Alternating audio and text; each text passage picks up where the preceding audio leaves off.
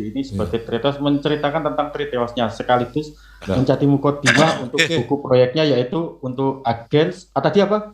Against Homoousios. Against Homoousios. Nah, mungkin nanti narasinya nggak apa-apa. Itu apa namanya? Seperti saudara kembar. Ya. Assalamualaikum warahmatullahi wabarakatuh. Kepada sahabat-sahabat saya hormati, hari malam ini saya sengaja mau mengundang Mas Jody Hindarto, yang mana Mas Jody ini memiliki keyakinan yang berbeda menurut saya pribadi, mungkin juga teman-teman begitu. Jadi bahwa Mas Jody ini menganut ajaran Triteos. Itu langsung saja mungkin sebagai awal pertanyaan kepada Mas Jody, mungkin Mas Jody akan menjelaskan apa yang dimaksud dengan Triteos. Begitu Mas Jody, silakan Mas Jody kalau mau menjelaskan. Baik ya Pak ya. Saya langsung saja share screen ya. Silakan screen. Baik. Langsung saja share screen.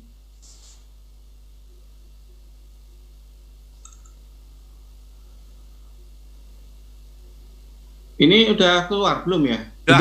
Sudah keluar Jody. Gambarnya sudah ya? Ya, gambarnya belum. Belum ya? Ya, masih loading.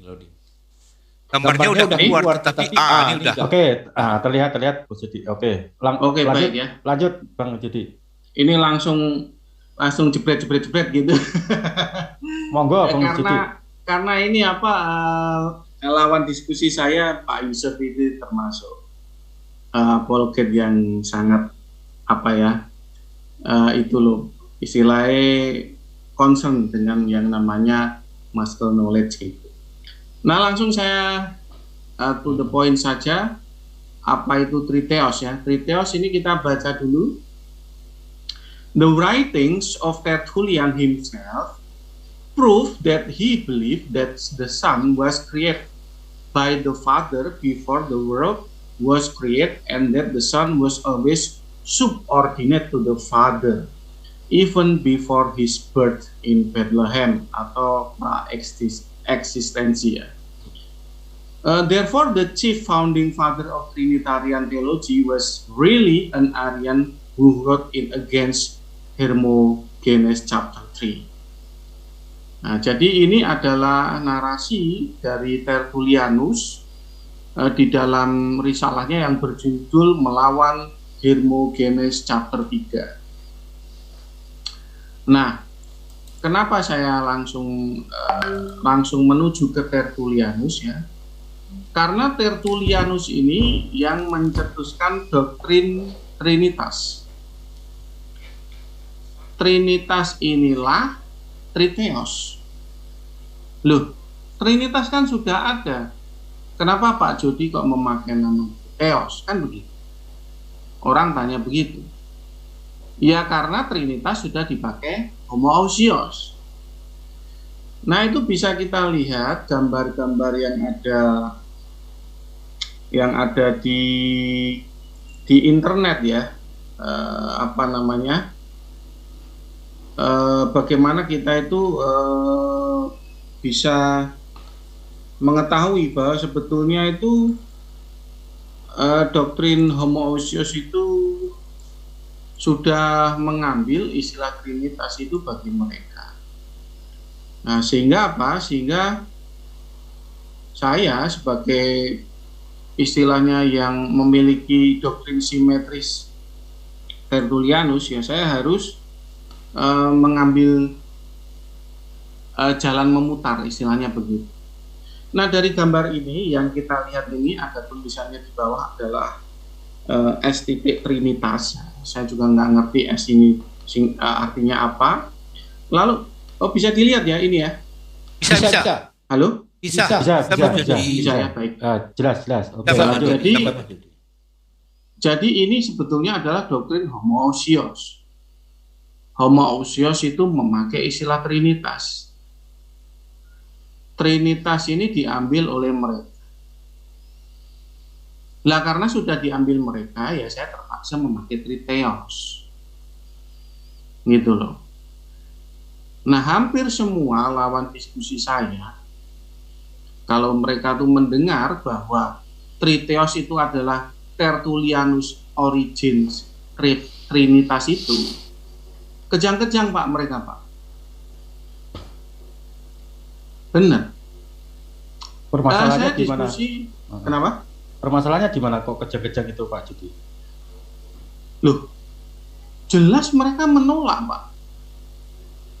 Mereka sudah 1700 tahun mengambil Trinitas itu bagi mereka. Homoousios itu nggak laku Pak namanya. Nggak keren. Nggak cool. Siapa sih yang mau percaya dengan doktrin yang bernama homoousios? Kenapa mereka nggak percaya? Dari namanya aja bikin ilat orang Jawa kecekit. Iya kan? Iya. Lah makanya mereka wajar ya, mereka mengambil Trinitas. Trinitas itu punya siapa? Subordinat Tertullianus. Apakah homoousios itu sama dengan Tertullianus? Beda Pak. Bedanya itu gimana, panjenengan bisa simak di channelnya Muriwali Yanto Matalu yang di menit 41 kalau tidak salah. Itu panjang lebar diagonal dijelaskan tentang bagaimana Trinitas versi Tertullianus itu keliru. Ya, sehingga sebetulnya tidak ada alasan untuk orang itu homoousios memakai istilah Trinitas itu sudah tidak ada alasan lagi. Kenapa? Karena memang sudah berbeda begitu. Bahkan kalau kita lihat di dalam sarapan pagi, saya cuplik saja ya di dalam sarapan pagi ini. Ya, monggo silakan. Oke, saya silakan. Bisa kelihatan ya? Ya, oke. Nah, ini saya ambil dari sarapan pagi. Pandangan ini yang mungkin menyebabkan Louis Berkhoff melihat bahwa konsep Tritunggal Tertullianus tidak tepat atau kurang akurat karena melihat Allah Anak bersifat subordinasi terhadap Allah Bapa. Ya, Berkhoff, Louis, Sistematika Teologi, Grand Rapids, Michigan, Edmonds, 1981, halaman 82, terjemahan bahasa Indonesia, Berkhoff, Louis, Teologi Sistematika Doktrin Allah Jakarta LRI 1993 halaman 141. Ya. Jadi kalau kita lihat dari masker yang ada di internet itu banyak sekali yang meneguhkan bahwa Tertullianus itu berpaham subordinat.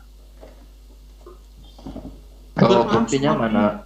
Bukti yang mengatakan bahwa Tertullianus itu mengenal doktrin subordinat itu mana buktinya? Di mana? Catatannya siapa? Nah ini mana? Yang saya posting ini? Ya, catatannya siapa? Ini catatan dari sarapan pagi. Saya minta dari sumber aslinya langsung. Gimana sih? Itu namanya minta hard copy Pak, saya nggak punya. Nggak apa-apa. Ini gimana sih maksudnya dispensasi gitu? Ya harus loh, kan di aplikasi kan banyak gitu. Ini loh Pak, panjenengan mau nyari hard copy cari sendiri. Enggak, saya nggak minta hard copy, justru saya minta sumbernya itu langsung. Lah ya ini kan baik dalam bentuk web, mau dalam bentuk web, maupun dari dalam bentuk aplikasi. Yusuf, coba kalau bisa Mas Judi dengarkan dulu, menjelaskan, nanti mungkin ada sesi tanya jawab nanti. Jangan diganggu, nanti jadi pemikiran Mas Judi jadi makin apa nanti bisa enggak ini lagi. Terpecah konsentrasinya. Ya. Silakan nanti Mas Jody menerangkan dulu tentang tritios. Nanti untuk teman-teman yang lain ingin bertanya, silakan nanti kita kasih kesempatan untuk bertanya kepada Mas Jody, narasumber. Oke, silakan Mas Jody untuk dilanjut. Oke, baik ya. Itu adalah kesimpulan ya risalah dari sarapan pagi. Lalu kemudian ada juga dari konten YouTube ya, konten YouTube.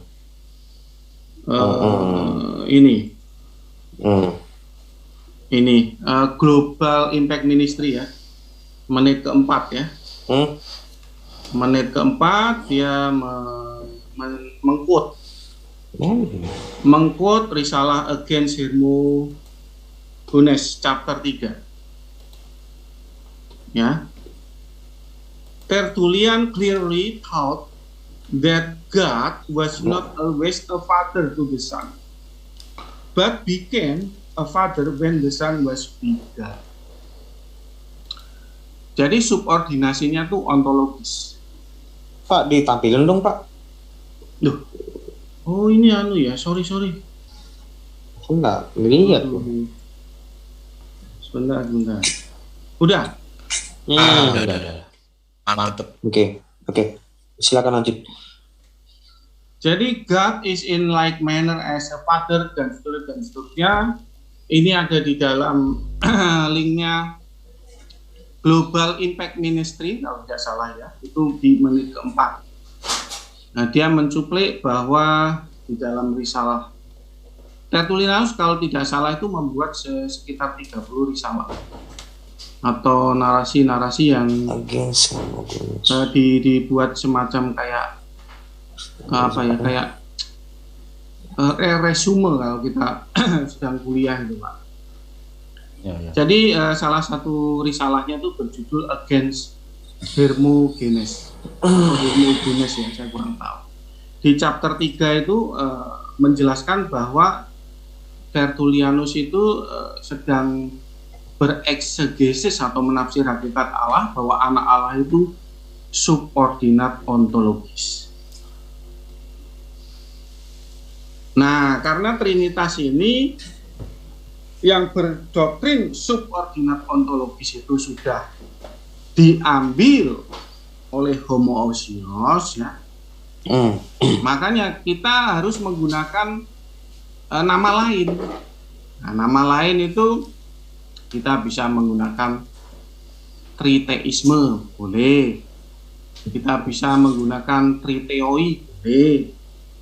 Kita bisa menggunakan trimasketir gitu, tapi kan wagu ya, nggak cocok gitu. Lalu setelah kita timbang-timbang gitu, yang paling memukau dan mind blowing bagi pikiran sedulur-sedulur itu memang saya udah uji coba di grup WA itu memang triteos. Jadi apakah triteos itu ya Trinitas origin itu triteos. Tadi maksud Bapak kita itu siapa sih? Kita sebentar Mas Riyad, nanti tanya jawab nanti. Kalau pemateri nanti sudah selesai baru nanti bisa tanya jawab. Silakan Mas Jody. Lanjut.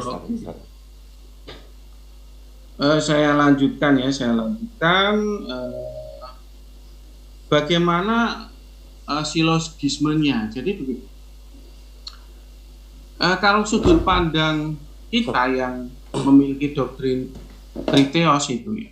Jadi silogisme itu sangat penting. Silogisme itu kita mengambil kesimpulan dengan logika matematika berdasarkan konsep-konsep yang ada di Alkitab begitu. Jadi narasi-narasi yang ada di Alkitab lalu kita simpulkan begitu. Nah, itulah silogismenya.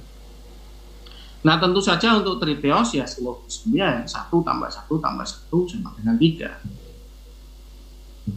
Ya kan? Namanya juga silogisme kan seperti itu adalah silogisme bagaimana kita menyebut triteos. Di samping silogisme penjumlahan matematika ada juga silogisme kronologis diagram. Nah, tentang silogisme kronologis diagram Itu bisa saya share screen ya. Sebentar. Ini silogisme. Ya. Ini, sorry nih, ngekliknya kurang jago ini Pak. Jadi udah kebaca ya Pak? Oke, jelas Pak. Lanjut Mas Jody. Oke, baik. Jadi silogisme kronologis ini melahirkan sebuah diagram. Diagramnya seperti ini, Pak. Jadi Allah Bapa prima causa. Maaf Bang Dodi, kalau bisa dibesarkan. Enggak muncul gambarnya, Pak. Muncul, cuman gambarnya kecil kalau bisa Oh, kecil ya, sebentar. Sebentar, Pak. Biar bisa yang lain juga lebih. Oke, itu tuh besar dah. Kelihatannya saya juga punya sih. Semoga ini agak cukup besar ini.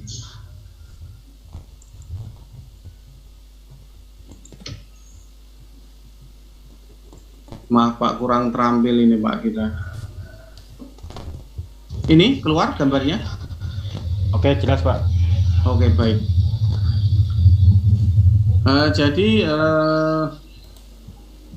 seputar doktrin homoiousios. Homoiousios itu doktrin yang di Konsili Nicea yang digagas oleh Uskup Eusebius di Komedia, gitu ya. Yaitu melawan presbiter Athanasius ya, kalau tidak salah. Homoiousios itu doktrin ini kalah dalam voting Konsili Nicea tahun 325 Masehi saat melawan doktrin homoousios ya. Homoiousios ini, doktrin ini memiliki konsep trinitas subordinasionisme simetris dengan konsep dari Tertullianus dan Origenes. Jadi yang di atas ini adalah Allah Bapa sebagai prima causa atau Theos exotapanta. Lalu kemudian anak itu exelton atau exerhomai dari Allah. Lalu kemudian Roh Kudus itu ekporte atau ekpormai dari Allah juga, Allah Bapa. Nah, anak ini merupakan ciptaan sulung ya. Jadi ini Triteos itu simetris ya, dengan Arius, dengan Saksi Yehova, dengan Unitarian itu simetris. Dalam konteks anak Allah ini sebagai prototokos basis ketiseos. Dalam konteks anak Allah ini sebagai arche ketiseos. Prototokos basis ketiseos itu ada di Kolose 1 ayat 15. Sedangkan arche ketiseos itu ada di Wahyu 3 ayat 14. Lalu kemudian Roh Kudus, Parakletos ini ekporte, karena dia ekporte itu keluar dari dalam Allah, dia bukan ciptaan ya, karena memang sudah ada di dalam diri Allah sejak mulanya. Nah, Parakletos ekporte itu ada di Yohanes 15 ayat 26 kalau tidak salah. Nah, jadi ini menjelaskan bagaimana Triteos itu sebetulnya adalah trinitas origin atau trinitas subordinat ontologis. Nah, kira-kira begitu Bang Yusuf, Mas Ade sama Bang Kesmet ya. Okay. Saya sampai di sini dulu, nanti lanjutkan terus bagaimana dengan Yesaya 42 ayat 1 dan 2. Sebentar yang lain. Terima kasih Mas Jody atas pemaparannya. Ya. Mohon nanti untuk para peserta yang ingin bertanya kepada narasumber itu raise hand dulu, jadi biar tidak saut-sautan. Silakan raise hand. Nah, ini saya sudah terima Nagdimon Ben Gurion. Oke. Silakan. Ini untuk narasumber apakah perlu di timer atau TikTok aja langsung? TikTok aja langsung ya. Tapi gini Pak, saya minta linknya di copy di chat, boleh nggak Pak? Boleh. Biar saya bisa ngecek gambar itu keluar apa enggak, kadang saya nggak tahu Pak. Oke, nanti Bang Kismet. Itu aja. Boleh. Iya. Terus ada yang nomor 2, yang akan bertanya Guru Panggabean. Saya sesuai dengan nama yang tercantum di sini ya. Untuk Boleh. Nakdimon Ben Gurion, silakan untuk bertanya, waktu dan tempat saya persilakan. Ya, jadi saya nggak ngerti apa yang dikatakan oleh Pak Jody, mengatakan bahwa Trinitas itu hampir sama seperti Trinitas. Itu tuduhan besar di dalam kekristenan sebenarnya. Karena di dalam doktrin kekristenan, doktrin Tritunggal itu sebenarnya doktrin di mana memperjelas kehakikatan keesaan Allah itu berdasarkan dengan apa yang telah ditunjukkan baik di dalam perjanjian lama maupun perjanjian baru. Contoh seperti tertulis di dalam Yesaya 63 ayat 8 sampai 16. Itu yang pertama. Terus yang kedua, di dalam Yesaya 42 ayat 1 dan 2. Dan juga di dalam Yesaya 48 ayat yang ke-16. Dan itu pun juga di dalam Keluaran 23 ayat 20 dan 21 itu pun Pak Jody belum menjelaskan berdasarkan kehakikatan di dalam perjanjian lama. Saya ingin tahu bagaimana penjelasan menurut doktrin Triteos berdasarkan keesaan di dalam perjanjian lama. Saya ingin tahu karena selama ini Pak Jody berulang kali saya kejar menurut keesaan di dalam perjanjian lama. Itu setiap kali itu belum pernah dijawab. Silakan dijawab berdasarkan ayat-ayat yang saya tunjukkan tadi, baik di dalam Keluaran 23 ayat 21 sampai 20 ayat 20 sampai 21 dan Yesaya 42 ayat 1 dan 2, terus di dalam Yesaya 48 ayat 16 dan 17, dan terakhir di dalam Yesaya 63 ayat 8 sampai 16. Silakan. Saya tunggu penjelasannya. Makasih. Terima kasih kepada Mas Nakdimon. Sebelum dijawab, mungkin nanti kita kasih kesempatan untuk Guru Penggabean untuk bertanya. Nanti narasumber silakan kami minta untuk mencatat apa yang disampaikan oleh penanya. Nanti baru biar menunggunya tidak terlalu lama, Mas Jody sebagai narasumber. Silakan Guru Penggabean untuk bertanya. Aku rasa TikTok aja dulu nggak apa-apa. Mereka kan tadi juga permintaan dari narasumber seperti itu. Oh ya, silakan kalau nanyanya ikhlas seperti itu, silakan Mas Jody bisa langsung memberikan tanggapan. Waktu dan tempat kami persilakan. Oh ya, baik. Jadi begini Pak, kalau doktrin Triteos itu memiliki tatanan sistematika teologi yang mungkin cukup berbeda ya dengan mereka yang lain ya. Tapi satu hal, kita sebenarnya mencoba menyimpulkan dari awal, dari eksegesis hakikat Allah. Kita mulai dari sini dulu.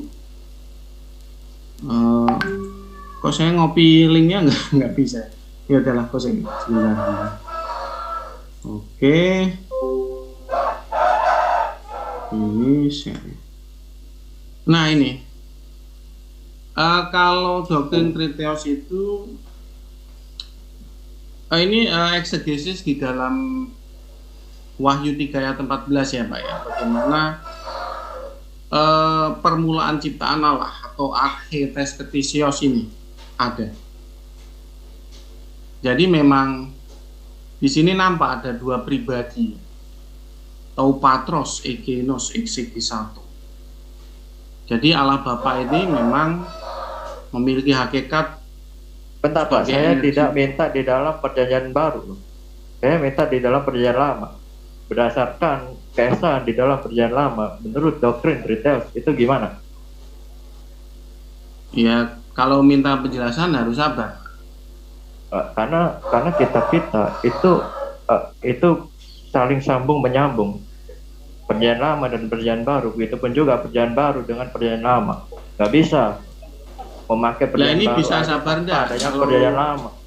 Kalau nggak bisa sabar ya saya berhenti. Kalau bisa sabar saya lanjutkan. Iya, makanya saya minta penjelasan dari Pak Jody. Menurut saya, Mohon maaf Mas berdasarkan doktrin Triteos di dalam perjanjian lama.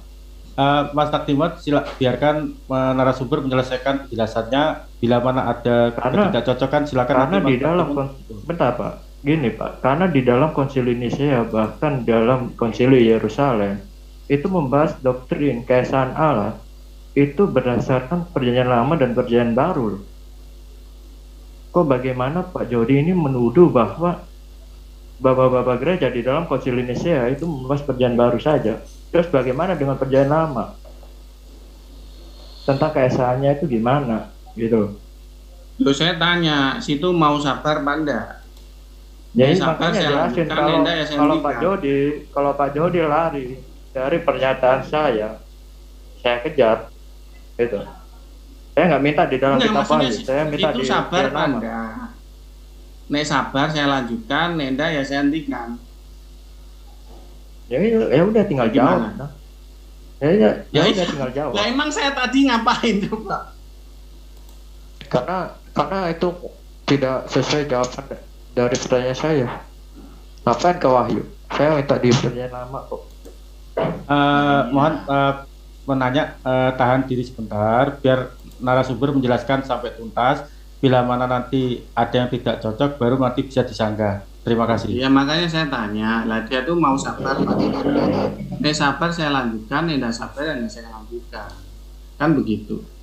Saya rasa saya cukup fair. Gimana? Ya udah jelasin. Ya sudah. Berdasarkan ayat yang aku tunjukin tadi. Lah iya kan sabar toh. Kayak besok mau kiamat aja.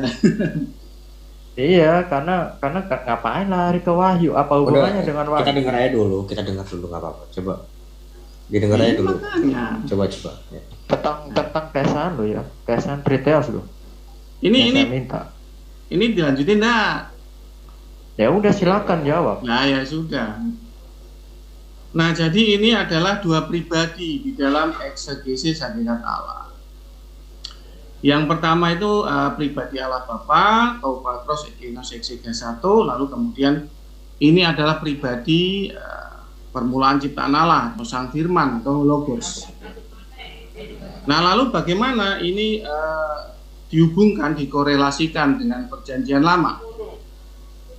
Nah di perjanjian lama bisa kita lihat dengan gambar seperti ini ya.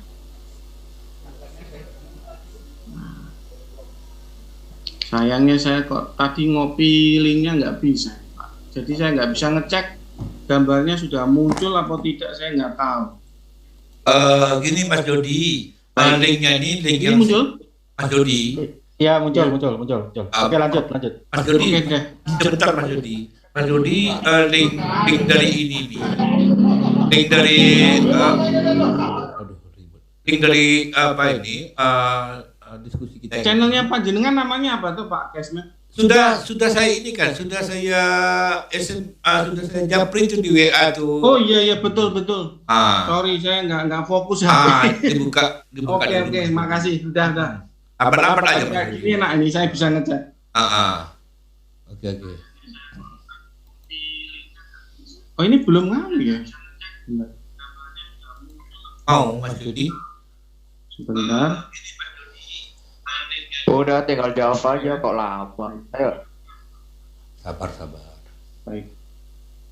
Jadi ini di dalam Keluaran 3 ayat 2. Keluaran 3 ayat 2 tuh tertulis tentang Malak Elohim ya.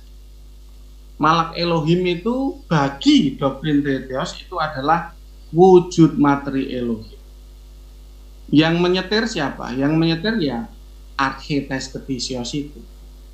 Atau anak Allah itu. Jadi anak Allah itulah Malak Elohim atau wujud materi Elohim, ya kan? Atau utusan atau akun. Siapa yang buat? Yang buat adalah anak Allah. Yang buat adalah Archetes Ketisios. Nah, Jadi Yahweh ini adalah yang nyetir, itu adalah anak Allah itu. Nah, yang dimaksud dengan keesaan Yahweh di dalam Ulangan 6 ayat 4 itu adalah baik yang menjadi tempat bangsa Israel beribadah di langit, baik Yahweh yang ada di bumi yang menjadi raja dan pembuat hukum, pembuat undang-undang, itu Esa. Itu satu. Satu itu menyangkut siapa? Yang menyangkut anak Allah itu. Lalu Allah Bapa letaknya di mana? Allah Bapa tersendiri, Pak. Ya, di luar dari hakikat Yahweh. Nah, doktrin Trinitas itu seperti itu. Lalu bagaimana doktrin Trinitas itu memperkuat tentang adanya dua pribadi ya, yang memiliki hayat hidup mandiri masing-masing. Itu bisa dilihat di dalam Yohanes 5 ayat 26, bahwa anak dan bapa itu memiliki hayat hidup mandiri masing-masing. Lalu kemudian di dalam Kejadian 1 ayat 26, itu nampak sekali. Ini bagi eksegesis doktrin Trinitas ya. Itu ketika anak Allah ingin menjadikan Yohanes berapa tadi? Yohanes berapa tadi? Yohanes 5 ayat 26. Sebenarnya di dalam Ulangan 6 ayat 4 penjelasannya bukan seperti itu sebenarnya. Siapa? Itu berbicara tentang hukum. Ya bagi doktrin kita begitu, bro. Kita siapa? Trinitas. Kami bukan kita. Ya, doktrin kami. Kalau Anda mengatakan kita, saya kena juga. Semoga, bro. Enggak. Itu sesat. Kalau saya berbicara sesat, emang sesat. Perlu dibakar enggak? Apa? Orang sesat perlu dibakar hidup-hidup enggak? Siapa yang minta dibakar? Enggak, saya nanya aja kok. Iya, siapa? Orang sesat itu perlu dibakar hidup enggak? Iya, siapa? Siapa yang minta dibakar tuh siapa? Enggak ada yang minta, bro. Ya, ngapain Anda mengatakan orang sesat dibakar? Lo kan ada kejadian di masa lalu. Ya, kan masa lalu. Apa ya, hubungannya dengan masa sekarang? Gimana Apa sih? hubungannya? Sebentar, tolong penanya untuk menahan diri dulu biar pemateri menyelesaikan jawabannya. Kalau saya ya, Silakan. Kalau saya di dalam Ulangan 6 ayat 4, menurut Rabi Simon ben Yokai, yaitu menyatakan bahwa datang dan lihat misteri kata Yod-Heh-Vah-Veh, atau bisa disebut dengan Yahweh. Ada 3 tingkatan masing-masing, ada sendiri-sendiri, namun mereka adalah satu dalam kehakikatan, dan begitu bersatu sehingga tidak dapat dipisahkan satu dengan yang lain. Jadi di dalam Allah yang Esa itu di dalamnya bisa dibedakan namun tidak bisa dipisahkan, dan itu pun juga terkait dengan Allah Elohenu atau yang disebut dengan Allah kita. Itu mengatakan bahwa kami telah menyatakan di berbagai tempat bahwa bentuk doa harian ini salah satu nas mengenai kesatuan yang diajarkan dalam kitab suci. Pada Ulangan 6 ayat 4 kita berbaca pertama-tama membaca Yod-Heh-Vah-Veh, kemudian Elohenu Allah kita, dan lagi-lagi Yod-Heh-Vah-Veh yang bersama-sama membentuk satu kesatuan. Jadi jelas bahwa di dalam Allah yang Esa itu memiliki kepribadian yang tidak dapat dipisahkan namun bisa dibedakan. Nah, kalau mengatakan bahwa Pak Jody mengatakan itu Allah yang 3, itu bisa mengatakan bahwa Allah itu bisa dibedakan namun bisa dipisahkan. Jadi ini bukan mengatakan bahwa bukan berkaitan dengan keesaan. Berarti ini menyatakan secara mutlak bahwa ajaran ini ajaran politeisme, bukan monoteis. Lah namanya triteos ya ada 3, Bro. Ya politeis berarti kalau di dalam Yudaisme benar dong. Avodazara kalau itu. Lah ya, udah jelas itu Penyebab sesat, berat. itu bidat. Oh ya udah, Anda sendiri yang menyatakan ya. Iya. Tapi Oke, versi oh, situ udah, kan makasih. begitu. Silakan yang Tapi versi yang lain. situ gitu loh. Udah. Pak Jody sudah menyatakan seperti ini dan itu pun saya tidak berkaitan atau menyinggung terhadap Pak Jody. Pak Jody sendiri yang menyatakan loh ya. Oke. Lah kamu suka enggak kalau saya menyatakan seperti itu?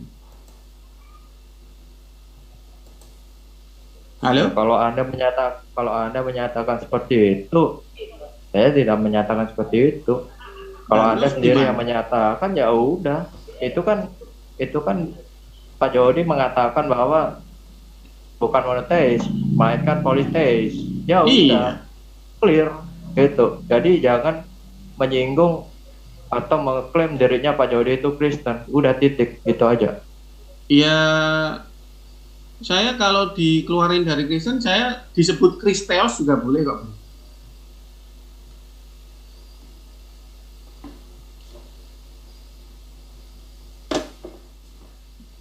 Halo.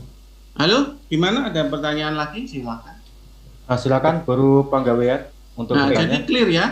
Jadi menurut versi doktrin Triteos, itu yang Yahweh ini adalah wujud materi dari anak Allah yang ada di atas atau di surga. Nah, jadi ini bukan Allah Bapa, nggak ikut campur ya di sini. Begitu. Jadi clear ya. Memang masing-masing memiliki peran sendiri-sendiri. Jadi ini peran anak Allah, full anak Allah. Jadi Yahweh itu adalah anak Allah itu sendiri, dan itu bisa diperkuat dengan Zakaria 12 ayat 10. Jadi Yahweh ini melalui Nabi Zakaria dia bernubuat bahwa dia kelak akan ditikam. Jadi clear ya, Yahweh ini full anak Allah. Allah Bapa nggak ditikam. Gitu ya, sedulur Muslim sama tadi bro siapa. Penjelasan dari doktrin Triteos. Oke, ada lagi yang pengen ditanyakan? Ya, aku. Halo. Ya, silakan baru penggawean. Waktu sudah tepat, kami persilakan. Ini kalau dalam sejarah gereja mula-mula, jangankan sampai dari abad keempat ya, tahun 325, dari abad pertama mula-mula gereja itu sendiri sudah banyak heresi-heresi.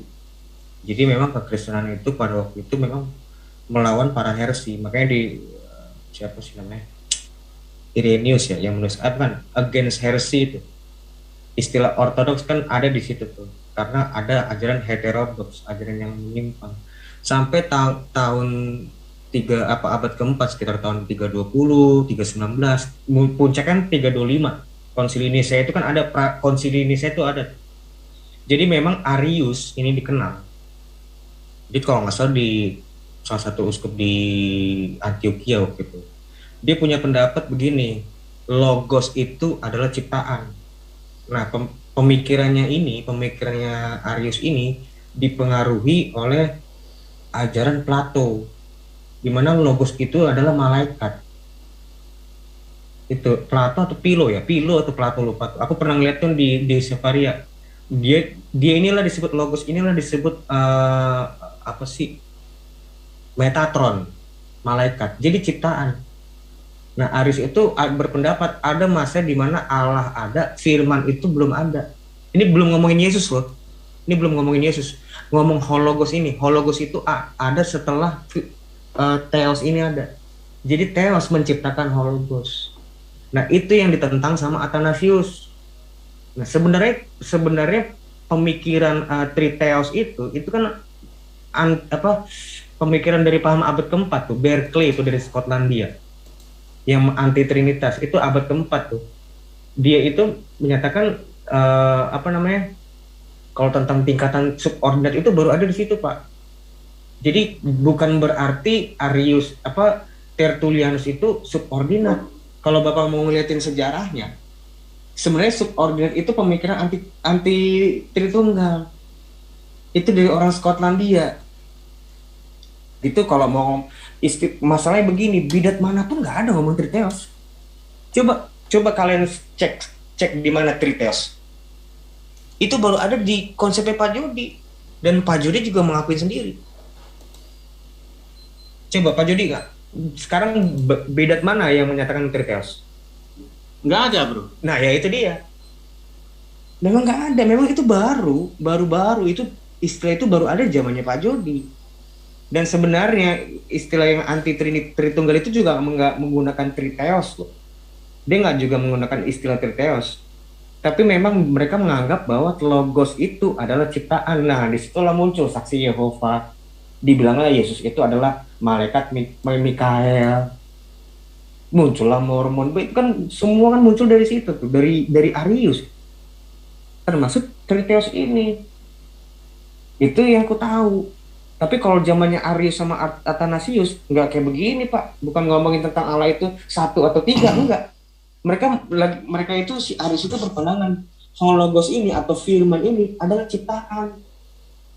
Nah itu yang ditentang Athanasius. Cek, coba dicek itu sejarahnya, apa yang ditentang sama Athanasius.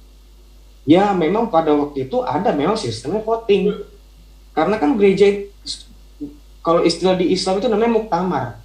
Satu permasalahan kan pasti harus diselesaikan kan secara konstitusi kan, secara institusi kan. Nggak mungkin satu orang yang misalkan, harus semua diajak, semua elemen agama di situ, ulama atau. Nah begitu juga konsili itu namanya sidang, sama seperti muktamar. Ya memang harus ada voting. Dan mereka itu, Arius itu menyatakan bahwa ada masa di mana Allah ada, firman itu belum ada. Begitu, Pak. Kira-kira seperti itu kalau penjabaranku ya. Kalau mau disangka boleh, Pak. Sekalian kalau mau disangka juga nggak apa-apa. Boleh. Jadi kita coba ya dengan sistematika tatanan teologi yang lebih lengkap ya dari versi Triteos ya. Jadi Triteos itu juga sama, Pak.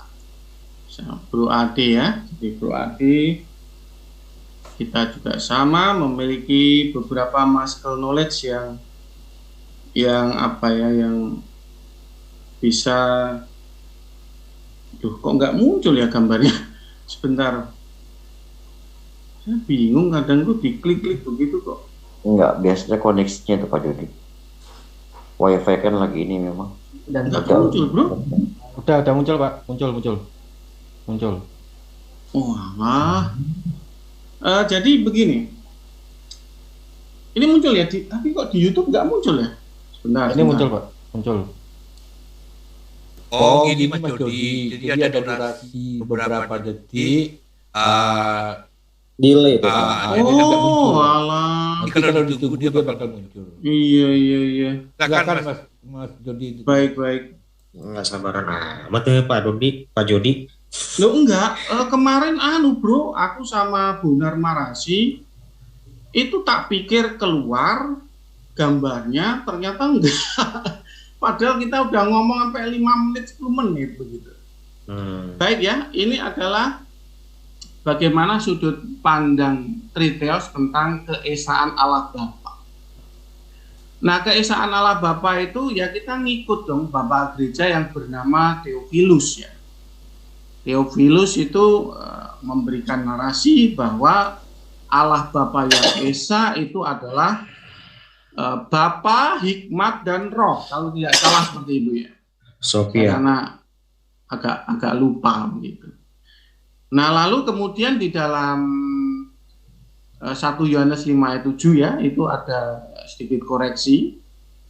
Allah yang Esa, Allah Bapa yang Esa itu adalah terdiri dari 3 aspek. Aspek Bapa itu free will, aspek firman itu adalah kedidayaannya ya saat berkata-kata, aspek roh ini adalah hayat hidupnya Allah Bapa. Di sini ada Yesus enggak. Kenapa? Karena memang doktrin subordinat itu tidak memasukkan Yesus sebagai sosok prima causa dan transenden. Loh, tapi homoousios yang modern memasukkan, ya enggak apa-apa. Itu hak mereka. Nah, masa kita ngelarang? Ya kan? Itu hak mereka. Memasukkan Yesus atau anak Allah sebagai sosok prima causa yang transenden. Nah, kita enggak.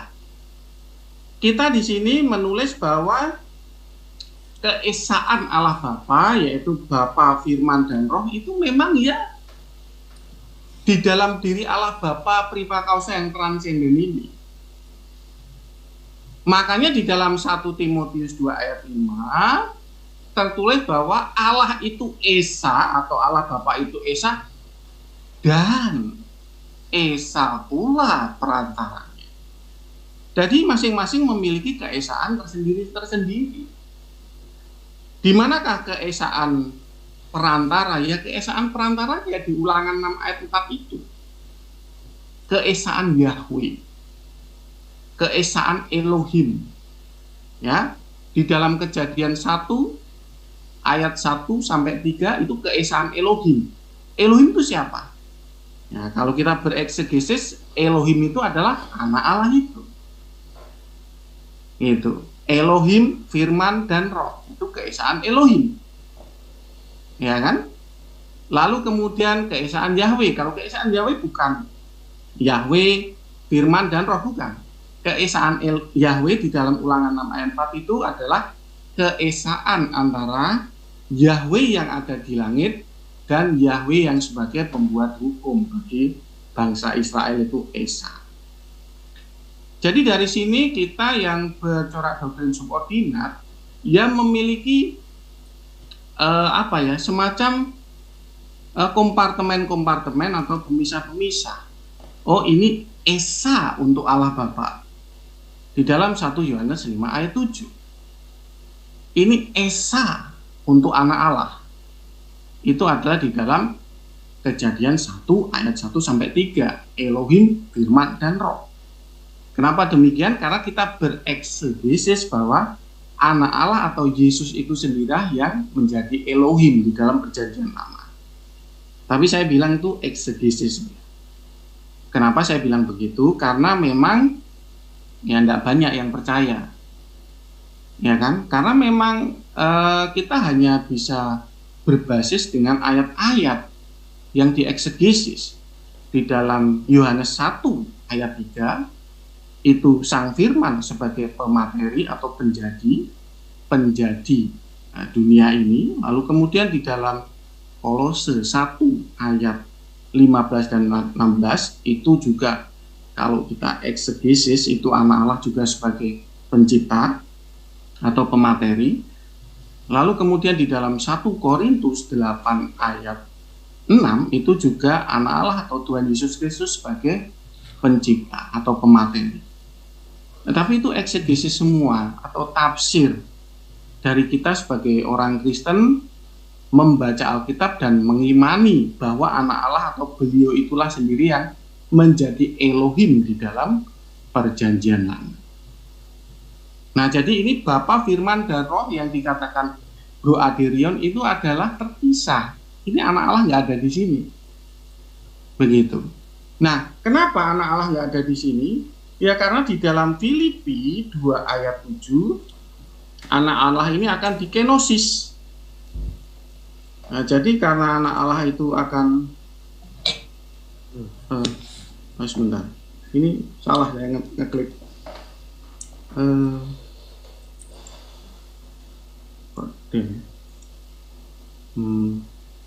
Ini cara memberhentikan gimana ini? Keluar dulu Pak. Keluar dulu dari ini. Keluar dulu dari ini screen. Ngeklik apa ya Pak ya? Merah yang warna merah. Share-nya share kan ada tuh di tengah bawah. Dia di komputer ya? Wah, iya komputer bro. Share yang ada tulisan share warna merah di bawah. Iya. Di escape bisa nggak? Di escape, coba di escape. Drag ke atas biasa itu kan. Mas Dodi, di escape bisa nggak? Escape ya? Coba di escape. Coba dulu. Nggak keluar bro. kursornya di drag ke atas. Ke atas mentok. Itu untuk mentok. Iya, malah di rotate. Salah. Di drag ke atas. Tombolnya yang mana ya? Enggak, buka apa di drag ke atas. Nanti ada muncul dari atas tulisan stop share screen. Loh, harusnya jangan di close, tadi di minimize aja tuh harusnya. saya kurang terlatih ini. Ya udah perhatian aja Pak, nggak apa-apa. Nggak masalah. Oke. Tadi sampai Bapak Firman dan Roh. Jadi itu adalah salah satu yang membedakan. Pak Jody, kirim Ya, ke WA gimana? saya aja, nanti biar saya screen, saya share. Iya, silakan. Silakan lanjut. Oh, ini masih saya ini ya. Iya masih. Baik ya. Jadi Bapak Firman dan Roh itu tadi adalah tentang keesaan Allah Bapa. Jadi kalau tentang anak Allah ini, kita memiliki memiliki sebuah tatanan teologi yang berbeda, Pak. Nah, semoga ini bisa nampak ya. Kenapa demikian? Kenapa kita itu menekankan bahwa anak Allah itu adalah permulaan ciptaan Allah? Yang pertama memang ada yang tertulis demikian. Nah, mengenai panjenengan menafsir lain ya nggak apa-apa gitu ya. Ya terserah begitu. Tapi alasan yang terpenting adalah ini adalah di kenosis ini loh Pak.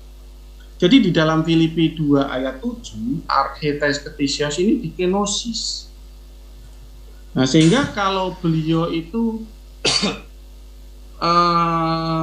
memiliki hakikat yang homoousios atau setara dengan Allah Bapa, prima causa dan transenden, itu nggak bisa dikenosis. Karena yang transenden itu pasti hakikatnya ensof atau tak benda. Jadi nggak bisa dikosongkan. Nah karena itu ya maka mau nggak mau ya kita larinya ke dalam Wahyu 3 ayat 14 atau archetes ketisios atau Kolose 1 ayat 15 sebagai prototokos pases ketisios atau prototipenya ciptaan Allah atau model utama ciptaan. Nah kira-kira begitu Bro Aderion. Ya aku boleh tanggapin ya? Ya silakan. Iya gini loh, kalau misalnya menjabarkan penjabaran Pak Jody itu kan itu corak barat tuh. Sebenarnya wajar-wajar aja sih kalau orang-orang barat tuh mendiagramkan sesuatu, menomorkan sesuatu, itu karena memang orang-orang barat itu kan mereka juga berhubungan sama orang-orang Yunani gitu. Yunani yang sudah menjadi Kristen. Itulah kenapa mereka tuh agak sulit menerima tentang keesaan Allah seperti apa. Nah dibuatlah Tertullianus membuatlah corak Tritunggal karena memang dia corak orang, dia kan di Roma waktu itu kan. Tapi ingat Pak, kekristenan itu bukan lahir tahun 325, udah ada dari abad pertama, dan kami itu dari yang timur itu tidak mengenal namanya istilah diagram sebenarnya. Tanpa diagram pun memang para bapak-bapak gereja, contohnya Ignatius atau Clement dan lain-lain itu sudah menciptakan tentang Tritunggal, bukan bentuk diagram. Dan sebenarnya yang corak barat yang antara Athanasius dengan Arius pun nggak berbicara tentang subordinat, Pak. Itu baru ada abad yang tadi saya bilang itu dari Skotlandia. Itu karena mereka berpikir firman itu adalah ciptaan, dia itu seorang malaikat. Makanya kan terjadi saksi Yehova itu kan berpendapat kan kalau Yesus itu adalah malaikat Mikael dari Korintus 1 ayat 15. Itu corak-corak Pilo itu Pak. Pilo itu nyatakan kalau logos itu ya Metatron, malaikat yang diciptakan gitu loh. Ciptaan. Memang seperti itu corak, makanya aku lihat tadi corak-corak yang Bapak terangkan itu memang corak-corak Pilo, corak-corak saksi Yehova, dan itu bukan kekristenan. Kekristenan itu nggak pernah ada menjelaskan hal seperti itu, apalagi bapak-bapak gereja, nggak pernah. subordinat, kami nggak pernah pusing loh hal seperti itu di timur tuh. Diagram seperti ini, ontologis, ekonomis, nggak pernah.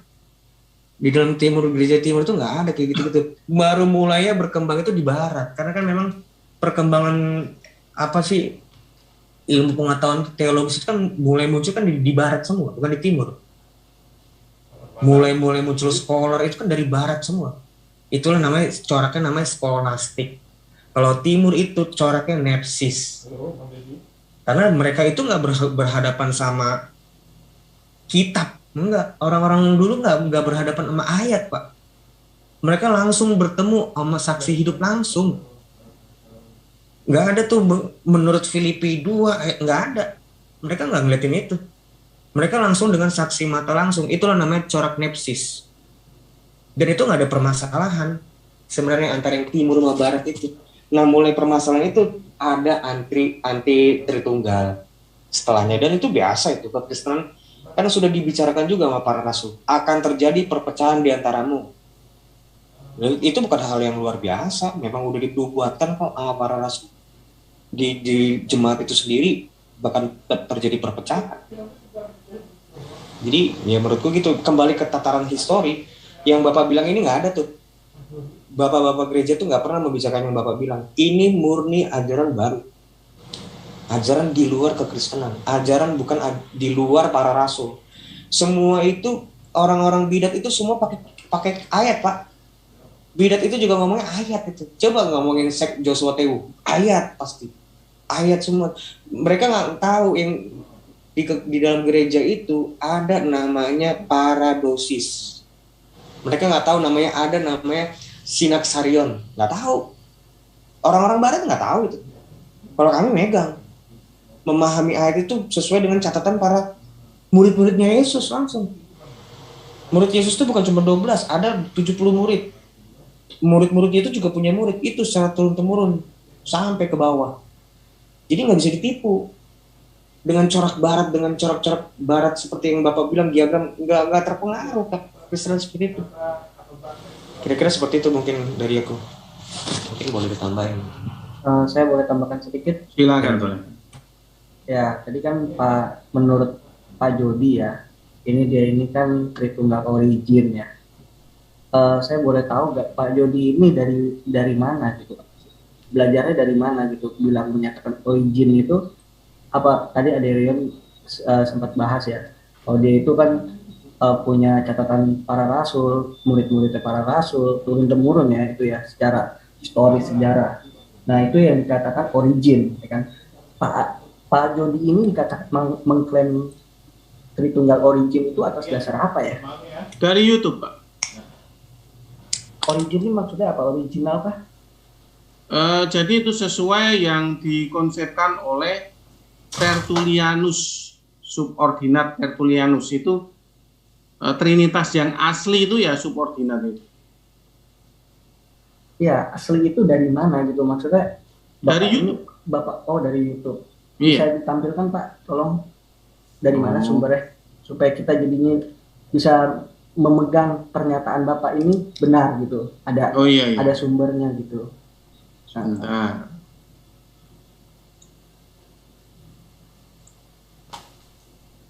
Udah keluar ya, Pak? Gambarnya udah keluar? Belum. Udah. Yang ini lagi. Pada frase mana Pak? Bapak mengambil ini ya di channel, kalau nggak salah tuh channelnya namanya Global Impact Ministry. Frase yang mana yang Bapak ambil sebagai subordinan?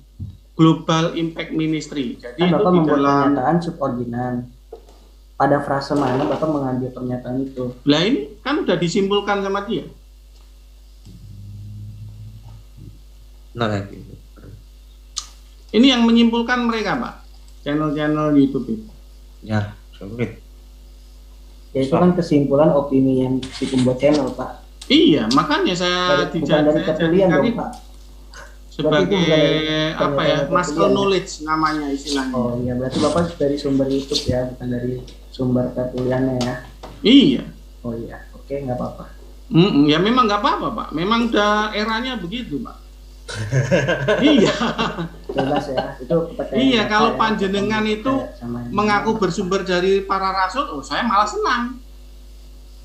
Oh Saya iya. malah senang. Jadi saya malah kalau ada teman saya yang pengen mencari, Pak Jody, saya pengen nyari yang sumbernya para rasul. Oh itu gerejanya apa namanya siapa ini yang tadi ngomong? Aderion.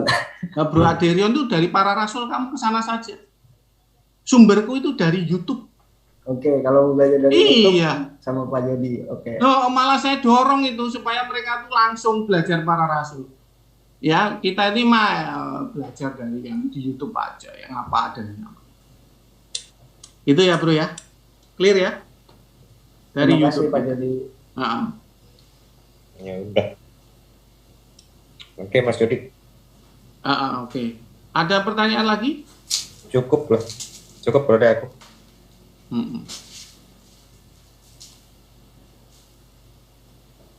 Jadi istilahnya itu memang, loh ini ada yang angkat tangan nih. Oh enggak ya? Bukan.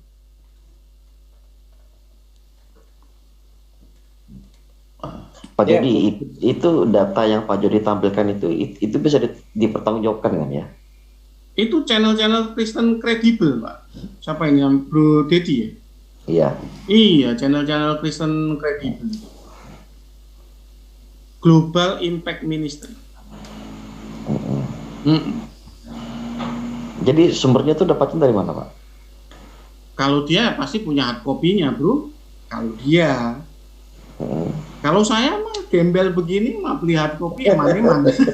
Jangan gitulah, jangan gitu. Enggak, ya terus terang aja karena memang saya tuh pernah dibelikan teman itu ya Eusebius Caesarea itu 350.000 bukunya.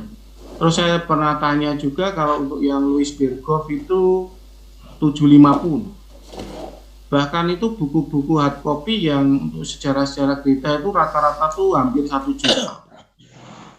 Jadi ya sorry, saya istilahnya tuh memilih jalur cut in the corner, jalur pintas. Main ke Dharma tuh, ada depannya Romo, tuh lengkap semua.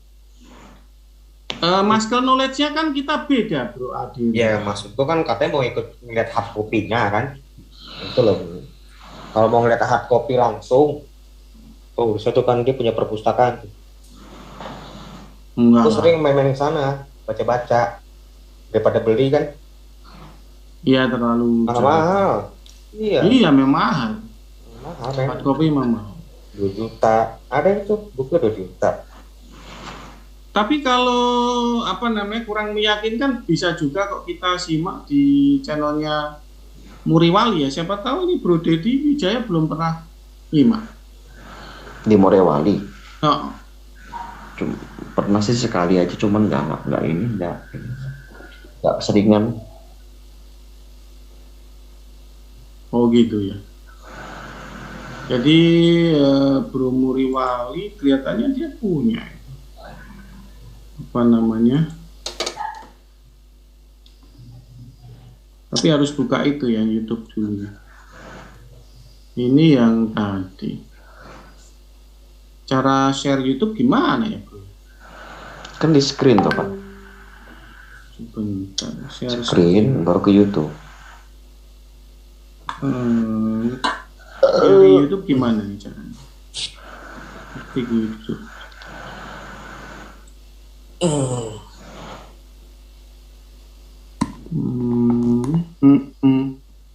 Ngetik YouTube gimana? Bagaimana Mas Jody? Maksudnya pergi ke YouTube Mas Jody? Pergi ke YouTube Bang Kesmet. Ya, oke. Oke, ini. Oke Mas Jody, saya buka YouTube ya. Coba. Klik YouTube itu Muriwali Yanto Matalu. Muriwali ya. Nama channelnya di Bang Muriwali Yanto Matalu. Ibnu Kalam. Muriwali Yanto Matalu Ibnu Kalam. Yanto Matalu. Terus di kanannya Ibnu Kalam. Ada GKKR yang udah. Coba diklik Ibnu Kalam. Dia karena sedang menjawab pertanyaan Ibnu Kalam. Oke. Coba. Semoga keluar. Nah, ini benar. Ini. Yang ini atas sendiri, betul. Ini ya. Nah, langsung saja ke menit 41, Pak. Takutnya kena copyright kita ini, Mas Jody. Oh iya ya. Tapi Mas Jody mau. Loh, tapi masa respon begitu kena copyright, Bro? Iyalah. Ya, kecuali kalau yang apa nih, Mas Jody, kalau yang live mungkin kemungkinan masih bisa lolos. Tapi kalau yang sudah tidak live lagi ini, nanti bisa kena kita. Ya, intinya diskusinya Mas Jody. Ini ada di itu menit 41, Pak Bismit. Saya takut juga ini, sayang nih Mas Jody nanti kalau kena ini kan. Kita ini kan aja, cuman kan udah Mas Jody beritahu ini bahwa ini linknya kan, ini YouTube-nya. Tapi yang penting udah tahu ya. Nanti mungkin pokoknya di link ini pada menit 41. Oke. Begitu. Tutup ya Mas Jody. Ya, ditutup aja. Nggak apa-apa sih kalau cuma diputar aja kan nggak apa-apa. Iya, apa kena copyright sih? Cuma muter bentar lah, Bang Kismet. Kena copyright. Kok aneh? Kena copyright. Enggak, Bro. Pulang kemarin saja saya waktu itu live juga saya mau buka YouTube juga. Enggak lah. Orang cuma muter aja kok. Kena copyright. Enggak. Coba saja nanti sama yang lain. Silakan, ada yang mau lain yang mau bertanya? Silakan. Kalau ada yang mau melanjutkan ini kita diskusi tentang Kriteos santai-santai gini. Ibnu Kalam di mana nih? Apa judulnya? Jangan Muriwali kan? Jangan dibuka di sini. Nanti Zoom ini kena copyright. Ini sudah rekaman. Maaf ini, Bang.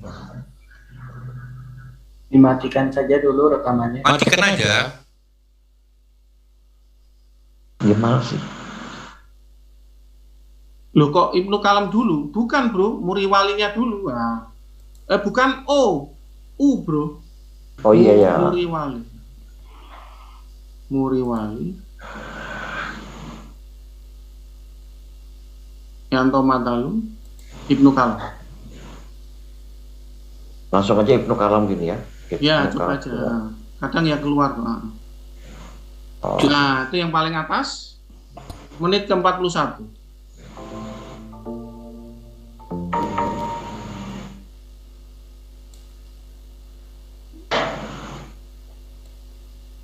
Ya 40 nggak apa-apa lah, ya nggak harus cepat.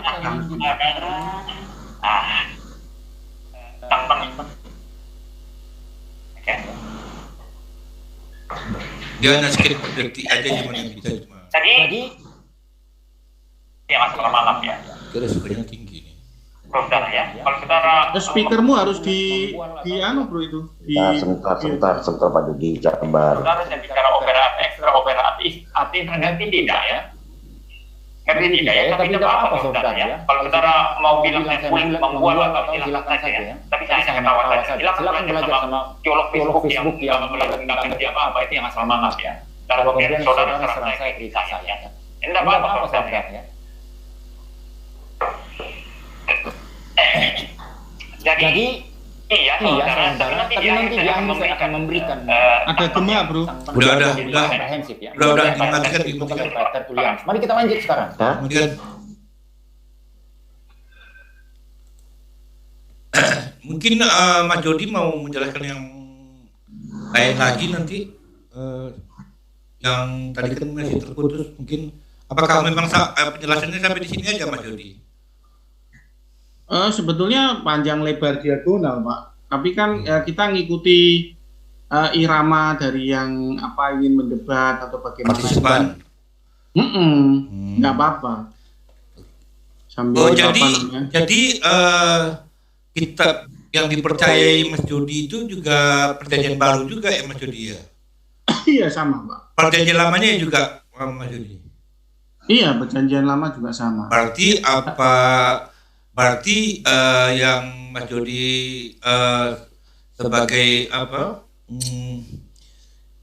Kitab yang Mas Jody imani berarti sama juga dengan Kristen-Kristen lainnya ya, Mas Jody? Sama, Pak. Sama kan ya. kita hanya berbeda di dalam eksegesis. Jadi begini, ini Bang Gismet ya. Jadi eksegesis itu menafsir hakikat Allah. Itu kita bisa bagi dalam 4 mainstream ya, 4 corak mainstream. Yang pertama itu adalah eksegesis corak Oneness. Corak Oneness itu adalah Allah Esa dengan imanensinya. Ya, kalau nggak paham imanensi ya dengan wayang-wayangnya. Wayang-wayangnya itu akun-akunnya yang disetir dari surga. Gitu. Itu eksegesis corak Oneness. Ya, itu mengutamakan pokoknya Allah itu Esa, Allah itu omnipresence. Untuk teks-teks yang apanya kelihatan kelihatan harus dipertimbangkan itu diabaikan. Jadi misalkan kayak Parakleton Alon gitu.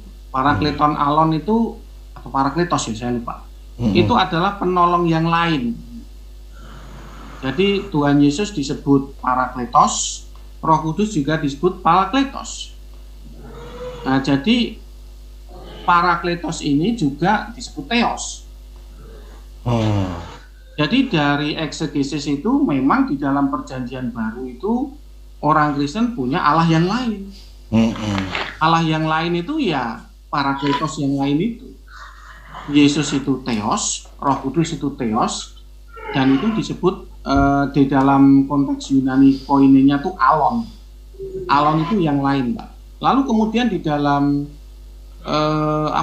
Yohanes 5 atau berapa saya lupa, itu tentang saksi. Ada yang bersaksi selain aku begitu.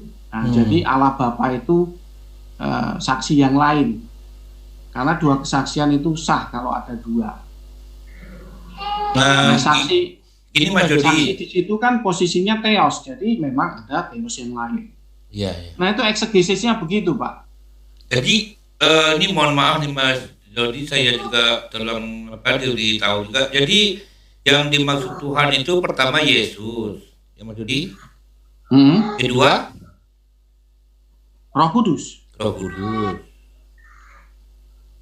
Ketiga Allah Bapa. Iya, Bapa. Iya, betul. Nah, jadi yang sebenarnya berarti ini ada 3 Tuhan kan Mas Jody? Iya, betul sekali. Ya. Jadi kalau saya mungkin bertanya sama Mas Jody, sebenarnya yang penguasa dari itu ada suara yang agak mengganggu, Bang Gismet.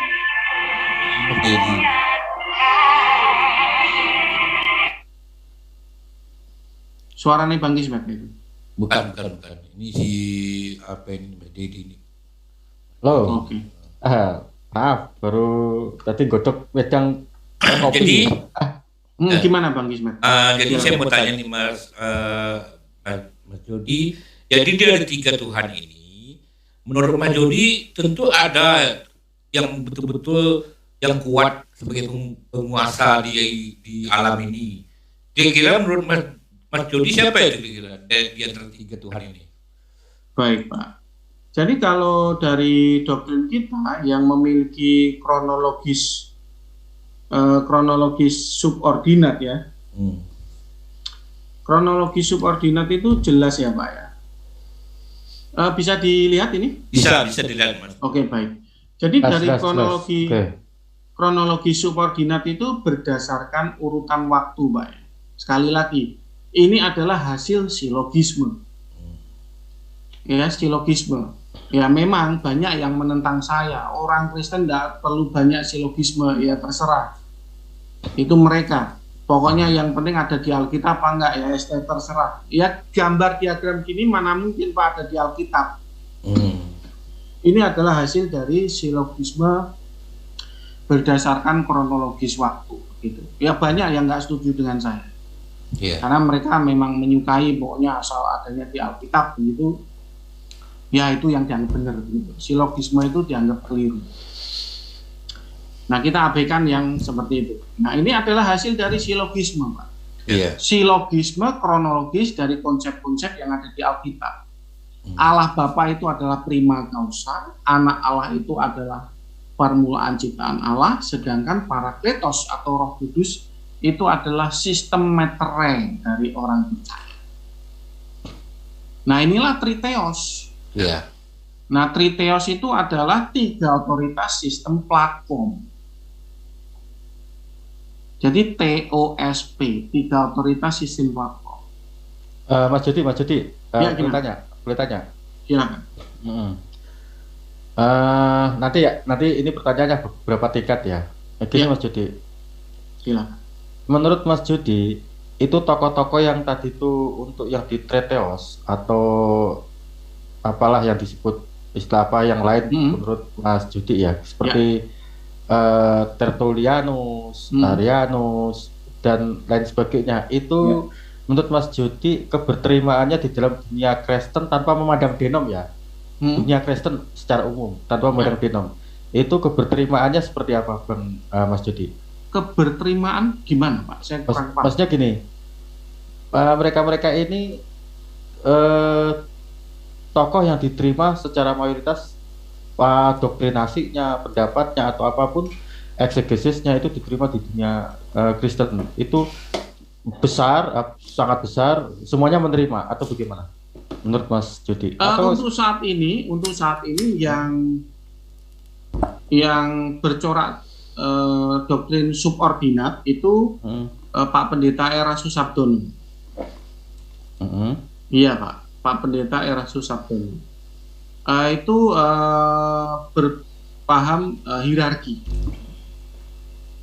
Bahkan beliau cukup berani berpaham juga kenosis, seperti saya. Tapi beliau tidak pernah menyinggung bahwa anak Allah itu permulaan ciptaan. Terus gini, Mas Jody. Nah, gimana? Terus satu lagi. Apa dasar Mas Jody itu membenturkan Triteos dengan homoiosis ini? Apa tadi? Yang satunya lagi itu against apa gitu loh? Ya tadi Mas Jody kata-kata itu against homoousios ya. Jadi menurut Mas Jody kenapa sih harus dibenturkan Triteos dengan homoousios? Apakah menurut Mas Jody itu Triteos itu adalah varian murni dari ajaran Kristen itu sendiri? Kan homoousios itu sebetulnya juga beda, Pak. Tahun 268 Masehi, Pak.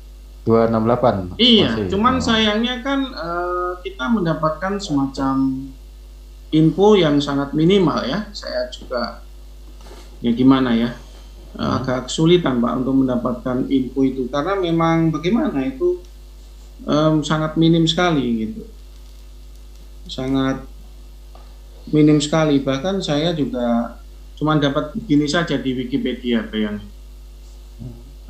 seperti ini. Belum keluar ya, aduh, saya ini agak kurang terampil ini, minta maaf ya, Pak ya. Oh, santai aja, Pak, santai. Udah keluar? Udah keluar. Iya, udah keluar. Nah, ini saya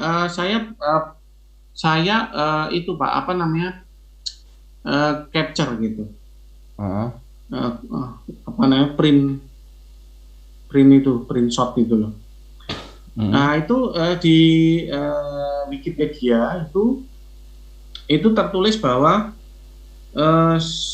sekalipun pihak anti-Arian yang paling lantang bersuara, jadi sekalipun pihak homoousios atau pihak pemenang Nisea itu paling lantang bersuara, karena mereka mayoritas kan, jadi lantang bersuara. Ya, ini kubu homoousios dari kata bahasa Yunani koine yang diterjemahkan substansi yang sama, yang dikutuk itu apa? Dibidatkan, dianatema dalam konsili Antioquia pada 264 sampai 268 Masehi. Artinya itu kira-kira, Pak. Kira-kira kejadiannya itu antara 264 sampai 268 Masehi. Jadi homoousios itu kenapa kok saya memiliki narasi seperti ini? Saya hanya ingin mengingatkan bahwa ayo dong semua orang Kristen atau Muslim atau yang sebagai apologet yang suka mendebat topik Tritunggal begitu, jas merah dong gitu. Jangan sekali-kali lupakan sejarah bahwa homoousios yang sebagai pemenang doktrin modern itu ternyata juga dibidatkan di dalam konsili lokal Antioquia 268 Masehi. Dan itu fakta sejarah ya Pak ya? Ya, semoga nggak keliru ini. Saya kan master knowledge-nya kan cuma begini nih Pak. Keliru ini di apa namanya Wikipedia ini Pak. Sangat lemah Pak. Sangat lemah. Tulisan ini dibuat dari pihak ini yang mendukung emotions ini. Jadi sangat lemah, jadi bisa keliru, bisa juga ini bendera gadungan atau narasi sesat. Saya nggak tahu. Tapi yang jelas, teman-teman Muslim seperti Mas Gunar Marasi itu cukup bersemangat dengan adanya screenshot seperti ini, Pak. Ya, semoga Pak Yusuf juga bersemangat begitu. Semoga, kalau enggak ya nggak apa-apa gitu. Enggak, ya. Nggak apa-apa Pak, nggak apa-apa. Artinya gini. Saya senang ada suatu pemikiran yang berbeda, tapi ada satu yang menarik Pak Jody tadi itu yang disampaikan sama si Rion ya, karena kita kenal Rion. Yang Bapak sampaikan tadi itu dia bilang kan modelnya model-model kayak Eropa dan itu hanya baru terbit tuh masa-masa yang modern aja kan itu varian yang kuno itu nggak seperti itu kan gitu. Jadi kronologinya itu kan berdasarkan muktamar kalau dia mengatakan kan gitu atau konsili kan seperti itu. Jadi begini sebetulnya ada yang satu yang menarik begini Pak. Ada tadi yang saya tangkap dari Pak Jody tadi itu tentang masalah silogisme ya. Silogisme. Jadi saya ada pertanyaan begini Pak. Apakah keimanan di Kristen itu bisa dibangun dari silogisme atau dari buku biblosnya sendiri? Jadi kan tadi Pak Jody agak sedikit gini. Ya terserah itu penafsirannya itu berbeda-beda, itu silakan kan gitu. Cuma kan nanti ada satu dari yudisium dari sebuah penafsiran. Artinya kan hasil akhirnya kan ini tafsir menurut ini salah, menurut ini benar kan begitu. Jadi bisa saling debatable dalam satu penafsiran walaupun bukunya sama kan begitu Pak Jody. Betul ya. Sekali.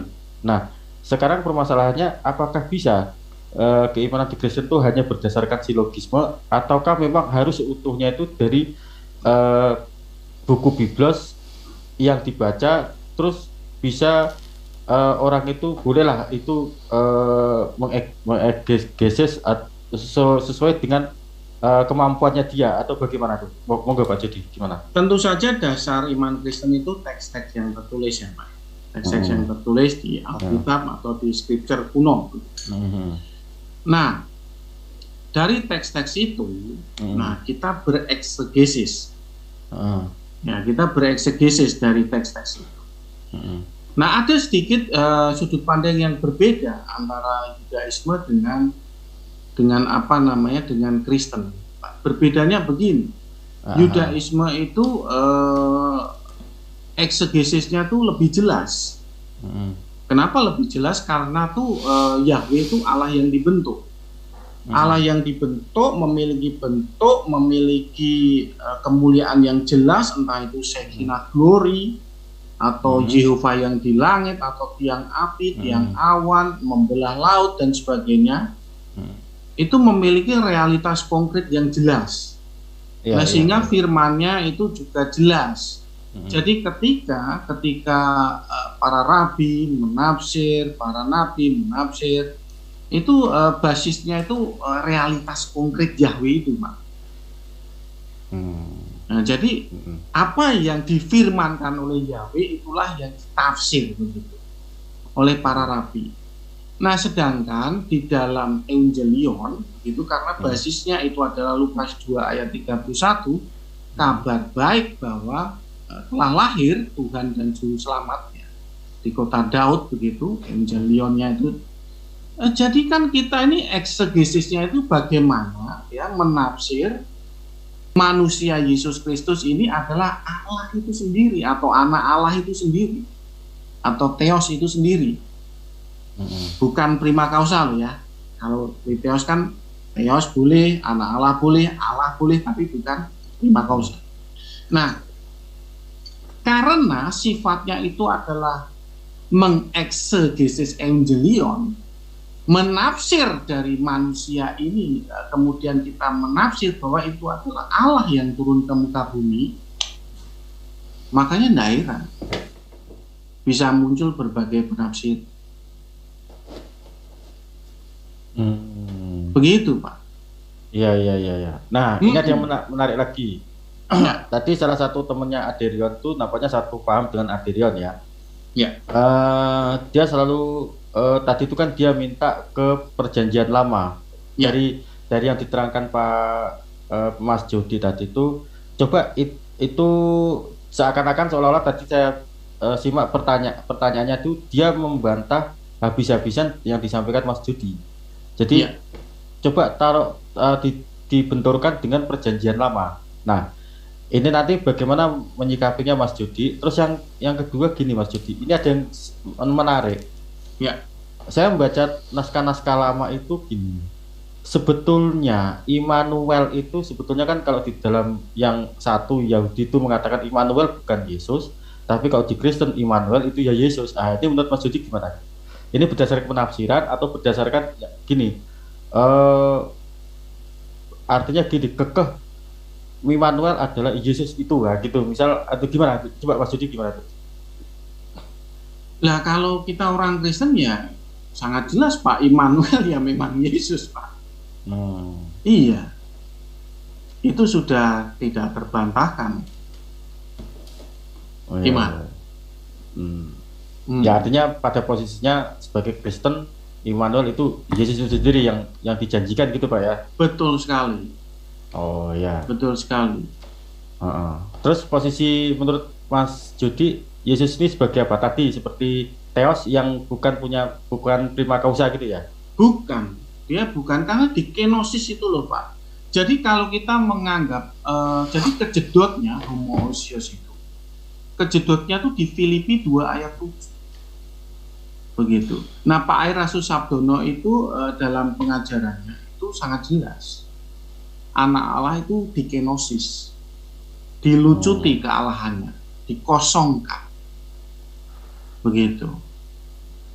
Di dalam Filipi 2 ayat 7. Nah anak Allah yang dikosongkan inilah yang inkarnasi, atau di dalam Yohanes 1 ayat 14 itu sarx egenito, hologos sarx egenito. Anak Allah diberi baju daging. Jadi daging itu bajunya Pak. Jadi anak Allah dikenosis, dikosongkan, diberi baju daging. Dia dipenjara oleh daging itu. Sehingga apa? Di dalam Ibrani 2 ayat 17 itu dia menjadikan sama, disamakan dengan kita dalam segala hal. Begitu. Menurut Mas Jody yang sekarang di cabang Melayu ini variannya itu varian yang mana? Tertullianus, Arianus, atau yang mana itu? Maksudnya? Yang Triteos apa? Yang sekarang yang di Indonesia ini yang sekarang paling mayoritas apa itu? Mayoritas. Kalau yang di Indonesia menurut saya mayoritas saya homoousios Pak, homoousios pribadi. Homoousios pribadi ya? Iya. Jadi homoousios itu kan ada 3. Homoousios hipostasis itu yang coraknya apa namanya Bro Ade ya, kalau nggak salah itu homoousios hipostasis, yaitu menekankan bahwa Allah itu satu dengan hipostasisnya. Lalu kemudian homoousios pribadi, yaitu adalah Triteos tapi satu hakikat, ya 3 pribadi Theos tapi satu hakikat. Lalu kemudian ada homoousios idol. Homoousios idol itu homoousios identity disorder personality. Jadi Allah yang memiliki kepribadian triple. Satu Allah, bukan satu hakikat Allah. Satu Allah berkepribadian triple. Berarti kalau bangunannya Pak Jody sendiri pribadi yang bukan homoousios ya? Bukan homoousios ya? Saya Allah itu jelas Pak. Allah itu kan begini Pak ya. di dalam Yohanes 5 ayat 26 kan tertulis bahwa anak Allah itu memiliki hayat hidup yang mandiri. Kalau kita baca ya. Dan namanya hakikat Allah itu, kalau dia tuh sudah mengambil keputusan bahwa anak memiliki hayat hidup mandiri, kan tidak mungkin Allah Bapa ngapain merasuki anak lagi begitu. Mas Jody, maaf Mas Jody, ya, bisa menerangkan berkaitan dengan Alkitab, Mas Jody coba screenkan. Jadi mungkin, ini saya nggak punya itu Pak, sobatnya Alkitab. Semoga Bang Kismen. Oh itu ya. Laptopnya punya putri saya, jadi nggak. Gini aja Bang. Saya bukakan kitab yang LA yang sekarang ya, kitab Sabda gitu ya. Boleh. Iya. Nanti Bang. Di stop share aja. Nanti saya screen nanti Mas Jody itu milih yang mana gitu loh. Untuk Yohanes 5 ayat 26 tadi. Yohanes 5 ayat 26. Sebentar. Yohanes 5. Ini loading ini punya saya nih. 5 ayat 26 ya.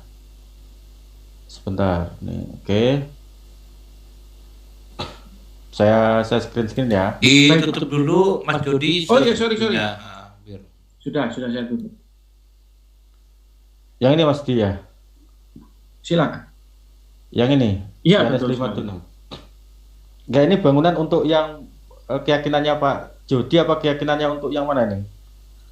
Triteos apa yang homoiousios itu? Oh, ini bisa dipakai semuanya Pak. Jadi begini Pak Yusuf ya, jadi semua corak itu bereksegesis semua. Sesuai dengan ya keyakinan mereka. Nah, cuman bisa dilanjutkan eksegesisnya kalau saya itu sama seperti Bapak mempunyai hidup dalam dirinya sendiri, demikian juga diberikannya anak mempunyai hidup dirinya sendiri. Nah, eksegesis selanjutan saya itu tanpa berperikerosis. Tanpa berperikerosis saling merasuki, Mbak. Saling mendiami. Nah, versi Triteos itu nggak ada. Di dalam hakikat Allah mereka tuh saling mendiami, saling merasuki. Nggak ada. Kenapa kok nggak ada? Karena kita tuh gini loh, kita tuh ingin memiliki pengertian bahwa Allah itu solid dengan free will-nya. Dengan kehendak bebasnya Allah tuh free will-nya tuh solid. Ya, kalau Allah nggak solid dengan free will-nya, lalu dia tujuannya ngapain? Dia membuat anak Allah sebagai ciptaan sulung untuk apa? Lah kalau misalkan dia memang tidak menginginkan bahwa anak Allah itu memiliki pribadi yang mandiri, kan tinggal membuat imanensinya saja. Iya kan? Kan itu udah pasti kan, itu wayang yang disetir Allah Bapa kan itu perikerosis. Allah Bapa merasuki dari imanensi itu sepenuhnya. Nah, begitu. Sekarang gini Pak Jody. Ya. Oke, Pak Jody, konteksnya berangkat dari 526 ya. Ya. Berarti Pak Jody sekarang ke buku Biblosnya ya, walaupun ini kitab Sabda gitu ya, yang saya bukakan. Oke. Berarti ditinggalkan dulu silogismenya. Berarti ini ke sini ya, berarti ya. Ya. Nah, ini berarti ke sini. Oke. Sekarang gini, di sini kalau Bapak mau pakai imannya terserah, mau pakai logika ya terserah, mau apa terserah. Nanti posisinya Pak Jody ini di mana nih nanti? Jadi ya, nanti intinya gini Pak Jody. Pak Jody nanti harus siap dengan konsekuensi untuk teman-teman beberapa orang-orang Kristen yang lain, terus akhirnya menjatuhkan vonis ke Mas Jody bidat kan gitu. Kalau memang parah kan gitu. Kalau dari penafsirannya memang tidak diterima kan gitu kan? Loh, kalau itu kan sudah lama Pak. Saya dibidat-bidatin, disesat-sesatin masuk neraka. Berarti sudah ini duluan ya, sudah dapat vonis duluan ya sebelum saya ngomong ya. Udah 2 tahun itu Pak. Oh gitu. Iya. Pak Jody ini kebal dia. Kebal ya. Kuat berarti dia, sudah 2 tahun. Dia berdiri teguh pada pendiriannya. Oh gitu ya. Iya. Ya, jadi Bapak menjadi saya juga ini satu grup dengan, kan kita ada kekristenan dari beberapa denominasi campur ya. Nah, itu saya ngomong juga siapa ya? kenal dengan, saya nggak bisa baca ya? Pak Jody gitu. Saya Stephen Pak Jody. Oh iya, Stephen ya. Iya, saya jadi satu grup juga di situ, ada grup The Truth ya, apa lupa saya nama. Oh iya, Truth Seeker. Nah, ini jadi, juga satu grup udah lama, hampir 3 tahun mungkin ya, Bro Stephen. Iya, itu dia grup campur dari seluruh denominasi, berbagai macam pemahaman eksegesis ya. Di situ kita banyak diskusi sih. Nah, salah satunya ini saya juga kenal Pak Jody udah lama ya. Ini satu grup sama saya juga. Makanya saya tadi agak lucu juga, ini ada Pak Jody di sini. Ini sebetulnya gini tadi, Rion dengan temennya tadi, Pak Jody dengan Stephen, ini head to head itu bagus sebetulnya tadi itu. Ada yang bantu tadi, Stephen tadi gak bantu Mas Jody, gimana sih? Oh beda. Saya sama Pak Jody ini beda lagi. Beda gimana tuh? Beda. Saya nggak menekankan soal trinitas seperti Mas Jody ini. Dia kan galak banget nih kalau soal trinitas ini. Dia hobi, dia kesana sini memperkenalkan teori yang diyakininya ini, ya kan? Saya tidak ke arah sana. Yang Stephen apa nih Stephen? Terus? Saya lebih suka itu kita buka Alkitab sama-sama dan kita bahas, kita benturin pemahaman kita coba lihat gitu. Masalahnya gini, kitabnya harus sama ya, yang terjemahan sama. Bahasa Melayu bebas, mau yang mana aja bebas. Bebas ya? Bebas. Misal saya bukakan yang modelnya seperti ini, mau nggak? Boleh, yang mana aja boleh.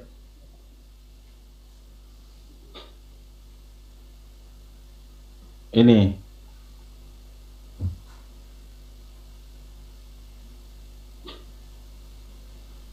Tapi ini dalam bahasa Arab. Oh iya, nggak apa-apa. Nanti kan Bapak bisa terjemahkan. Saya bisa bahasa Arab, Pak. Bapak bisa terjemahkan. Nanti kita coba. Pak Yusuf itu ada aja. Enggak, saya kan ingin ngecek data kan. Boleh. Jadi gini, dasar saya kenapa? Saya itu kan datanya banyak. Ini untuk teman-teman yang Kristen yang lain ya. Gini, saya mendalami ini kan udah lama sekali. Jadi saya memilih yang berbahasa Arab itu karena begini, satu alasannya. Di dunia Timur Tengah itu kan lebih dulu Kristen itu kan hadir daripada di cabang Melayu kan. Diterima nggak ini? Gini Pak, kalau kita mau merujuk ke bahasa yang lebih solid ya, lebih baik ke bahasa asli yaitu Yunani. Jadi kalau kita mau bahasa aslinya Perjanjian Baru Yunani, kalau Perjanjian Lama itu Aram. Atau jadi kalau misalkan kita pakai bahasa versi terjemahan ya, itu harus kita nggak bisa pungkiri itu pasti ada terjadi sedikit perbedaan, karena yang namanya terjemahan ya nggak ada yang sempurna. Kayak misalkan simpel aja deh, misalkan saya bilang I love you, kan ada yang menerjemahkannya aku cinta kamu, ada yang aku menerjemahkannya menurut kontekstualnya misalkan aku cinta kalian. You-nya di situ ternyata banyak, kan nggak ada yang tahu gitu. Jadi terjemahan itu pasti nggak bisa tepat banget. Jadi kita juga perlu belajar sejarahnya, perlu belajar kontekstual dalam ayat tersebut bagaimana, ya kan? Itu satu hal yang dalam ya kalau untuk dipelajari ya. Jadi kalau kita hanya mengandalkan terjemahan, misalkan saya kalau di Indonesia kan itu menggunakan LAI ya. Ini. Nah itu enggak. Nah coba aja Bapak terjemahkan, nanti saya coba bandingkan. Misalkan itu di kitab apa? Ini Injil Matius. Matius berapa? Ini ayat 1 ayat 1 nih. Ini kalau diterjemahnya yang di apa namanya, yang di apa Yunaninya sama nggak tulisannya? Kita gini aja, karakter tulisannya aja coba disamakan. Sebelum saya terjemahkan. Ya, diterjemahkan dulu. Kalau menurut dalam bahasa Arab ini seperti apa? Ini Al-Ashah Al-Wal, ini pasal pertama. Ini tentang masalah kelahiran Yesus Al-Masih ibnu Daud ibnu Ibrahim.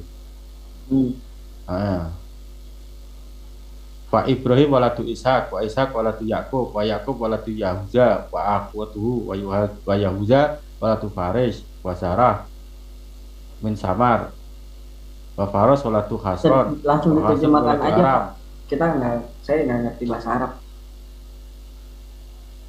Gitu. Jadi Yesus Al-Masih itu anaknya Daud bin Ya. Ibrahim.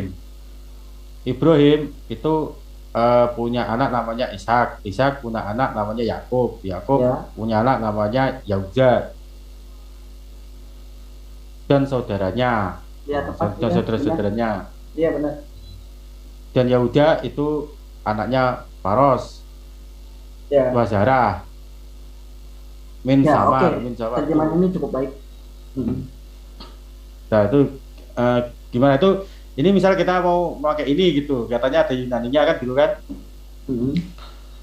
Tuh, ini Injil di sini, Injil Al-Qidis Al-Matius. Mateon itu kalau dalam bahasa Yunani. Ya. Matius. Ini kan, nih. Gak apa-apa Pak, untuk terjemahan ya mau bahasa Arab, bahasa Melayu, bahasa apa, sama kok. Bapak bisa bandingkan, cuman paling beda-beda. Cuma intinya saya mau saya ada beberapa hal yang dulu itu pernah ingin mencari penyebab kreditnya beberapa, kalau saya bilang sekte ya, kalau memang itu kasar ya, mohon maaf, sekte-sekte di Kristen itu tarung satu sama lain itu membangun bahas tentang ketuhanan itu tidak selesai-selesai. Saya cari di naskah-naskah ini itu memang ada yang modelnya dari pendapatnya itu, jadi benar tadi katanya Pak Jody itu dari penafsiran itu tadi ya, tapi masalahnya itu menjadi satu gini, kalau ada penafsiran untuk kelompoknya nggak masalah tertulis atau apa, tetapi di dalam buku ini, Biblos ini, itu menjadi masalah karena itu dimasukkan juga. Ini maksudnya ini seperti ini seperti ini gitu. Jadi catatan kaki bisa jadi masuk ke dalam pasal menjadi ayat. Ini kan yang jadi aneh. Maksudnya gimana? Pasal menjadi ayat? Jadi ada catatan kaki itu kan. Itu loh 1 Yohanes 5 ayat 7. Itu jadi kaki. Terus akhirnya ada lagi yang satu yang dalam sama bahasa Arab. Catatan kaki itu masuk jadi pasal ayat. Nah ini berdasarkan apa yang saya kejar tuh, loh ini ke catatan kaki jadi di pasal ayat, ini gimana ceritanya kan begitu. Tetapi dia golongannya ini, ternyata ini golongan ini. Pertanyaan saya, kenapa bangunan ketuhanan di Kristen itu sampai sekarang masih debatable ya, berdebat gitu satu sama lainnya gitu. Tapi saya whatever itu kan urusannya di pihak Kristen ya, nggak masalah ya, urusan itu kan urusan Kristen.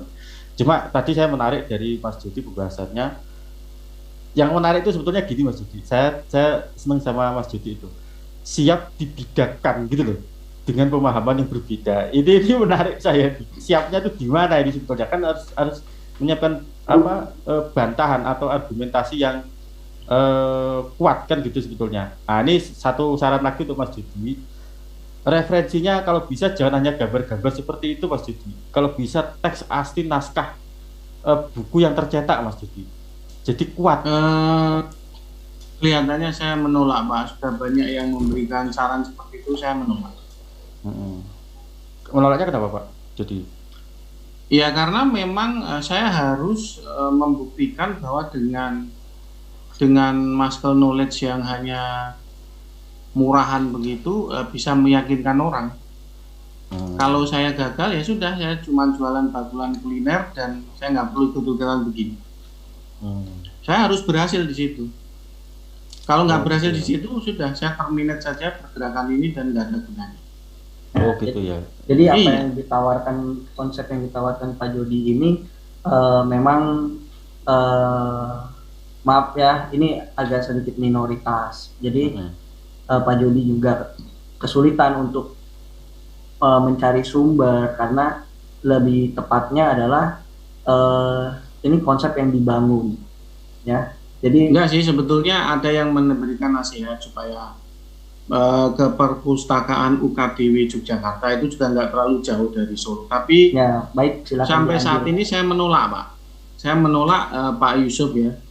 Karena apa? Saya harus melatih diri saya bisa meyakinkan orang dengan puzzle-puzzle yang ada di internet, murah, tapi memiliki kemampuan membuka nalar, membuka pikiran mereka, dan sifatnya itu simpel. Kalau saya gagal di situ, ya saya berarti gagal di semuanya. Jadi nggak ada gunanya saya melanjutkan pergerakan ini. Ya, ibarat Pak Jody ini senangnya obrolan warung kopi lah. Gitu, kurang lebih. Nah, kecuali kalau sudah begini Pak Yusuf. Misalkan ya kita membuat proyek, membuat buku setelah 2 tahun dan berhasil ya bukunya. Lalu kemudian ada muslim yang tertarik untuk membahas itu, membuat seminar kecil dengan peserta 50 orang. Nah itu saya modar dah. Ya mau nggak mau saya harus belajar hard copy. Ya karena kalau sudah seperti itu, sudah levelnya itu seperti seorang yang pro atau profesional. Saya nggak bisa model kayak ditanya sama peserta yang hadir, oh ini saya dasarnya YouTube gitu, nggak bisa. Loh karena itu sudah Pak, sudah for living, untuk mencari nafkah hidup. Dia membuat seminar lalu dibayar, digaji, ya kita namanya mendapatkan duit dari situ harus profesional. Ya kan? Lah sekarang kalau YouTuber disuruh profesional ya tak ludahi mukanya. Loh kok bisa ya, emang kamu gaji aku berapa kalau nyuruh profesional nyari-nyari hard copy yang mahal harganya 1 juta begitu ya, saya nggak mau. Referensinya lebih mahal daripada hasil monetizingnya ya Pak? Iya Pak. Beli kopi aja uangnya. Ya mereka tuh kan istilahnya cuman bacot gitu kan, jadi nggak urun duit untuk ngasih hard copy begitu. Makanya itu sudah dari dulu Pak, yang seperti Pak Yusuf itu ngasih saran, kenapa Pak Jody kok nggak punya hard copy-nya begitu.